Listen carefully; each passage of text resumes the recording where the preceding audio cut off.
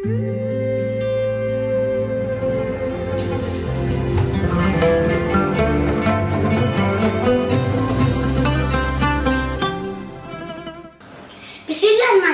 قال رب اشرح لي صدري ويسر لي أمري واحلل عقدة من لساني يفقهوا قولي.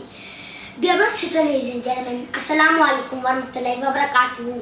I am Zidane Hamid and I am 6 years old and I am the youngest Microsoft specialist and the youngest motivational speaker. And today is the 29th Ramadan. Hope your Ramadan is going healthy on the advice because the Ramadan and is big near. So the told you will come with pages of Islamic history.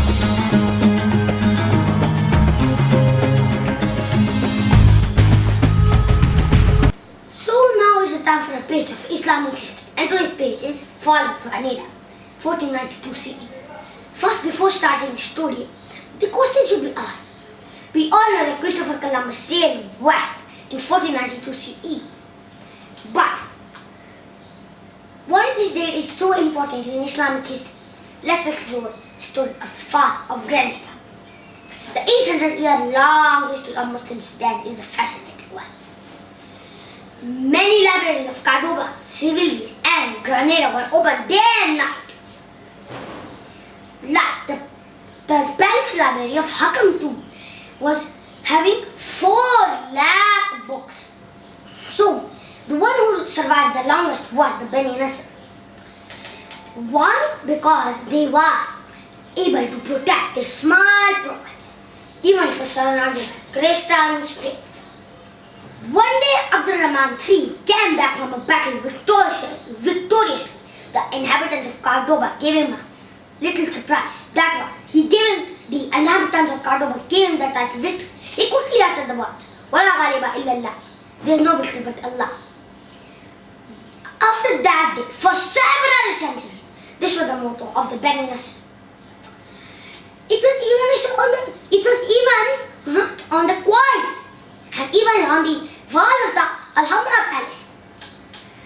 Okay, Ibn Khaldun, the famous Tunisian, had written the fall and decline of many empires.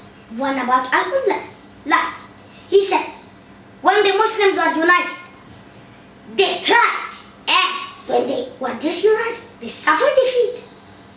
The Muslims were very advanced in architecture. One of them which survives till this day is the Alhambra Palace or Red Palace. It is located on a hilltop, which Alhambra derived from a name red. If it's located on a hilltop, and you can see the gardens of Al-Andalus from there. After that, however, the Christians of the North Spain had an opportunity to reclaim the lands from the Muslims. At last, the forces of King Ferdinand and Queen Isabella attacked the Muslims. Their dynasty was broken apart because they were attacked by both. Actually, the last Nasryd ruler, Boabdil, who were carried by the Spanish Boabdil, fought very hard to secure the Muslim lands and wished to live in peace with his Christian neighbor.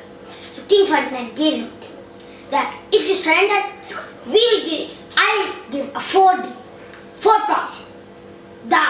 The Christians and Jews, the Muslims and Jews will not be having without fear of persecution. They will not be converted into the Christians. And also the Muslims will wear Islamic clothing without fear of persecution. And they will remain in peace. And mosques will not be converted into churches. But within 2 years, King Ferdinand got back on his word. He broke all the promises. Like, Jews and Muslims were converted into Christians. The graveyards were burned. And also, the mosques were converted into churches. And the most valuable things, books, the most valuable knowledge books taken from the libraries were burned in large public bonfires. So this is the story about the fall of Granada. So as I told you that when the Muslims were united, they strived, and when they were disunited, they suffered defeat. As I told you in the fall of Granada.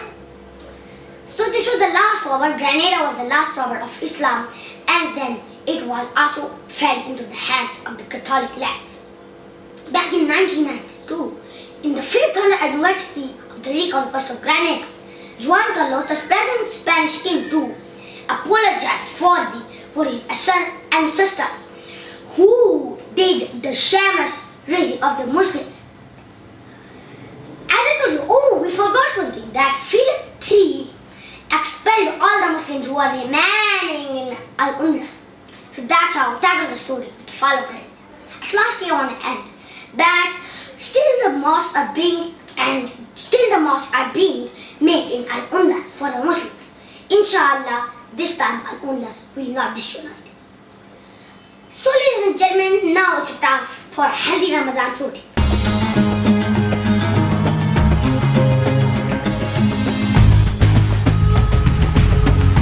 Today's routine is don't be a spender. The Eid Mubarak is coming near. You are shopping, shop, but do not exceed it. Don't do many shopping, like you take 10 pairs of shoes. Instead of that, you could give money to a person who could not even buy a single piece of cloth. As Allah subhanahu wa ta'ala mentioned in Surah Isra, chapter number 17, verse number 27. إِنَّ الْمُبَذِّرِينَ كَانُوا إِخْوَانَ الشَّيَاطِينِ وَكَانَ الشَّيْطَانُ لِرَبِّهِ كَفُورًا.